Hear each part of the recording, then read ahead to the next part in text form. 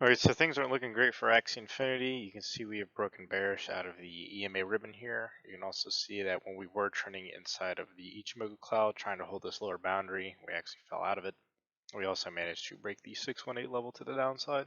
As of right now, you can see that we're trying to find support off the 786, but in my opinion, this looks like a red, green, red formation, which is usually a continuation pattern. So if this candle closes green, similar in size to this one, we can see a continuation of this pattern and move all the way back down to this low here. I mentioned in my previous video, if we break much below the 618, we could very well move all the way back down to this low, which I still think is on the table and increases with likelihood the longer we stay down here.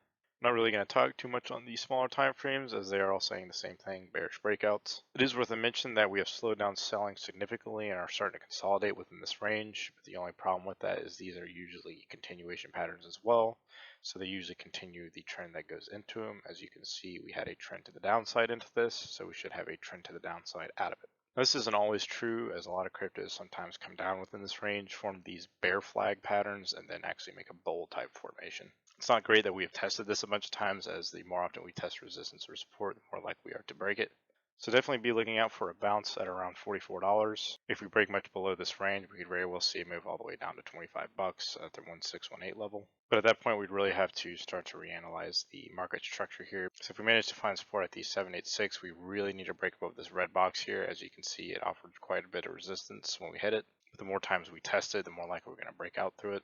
So if we do manage to move up to this red box again, it'd be nice if we see a little bit of retracement and then retest, possibly down to this 236. So that way we can establish some price history within this range. So if we do manage to move above it, we can find support at it if we come back down. So again, keep an eye on 44 bucks. If not, we're going to go down to 25. If we manage to find support here and break through the 618, we can move all the way back up to here. We're around 75 bucks. So this is all I have for Axie Infinity today. If you enjoyed this video, go ahead and hit that like button. If you're not already subscribed, go ahead and do so as I try to post content daily. And as always, this is not financial advice, and I'll see you in the next one.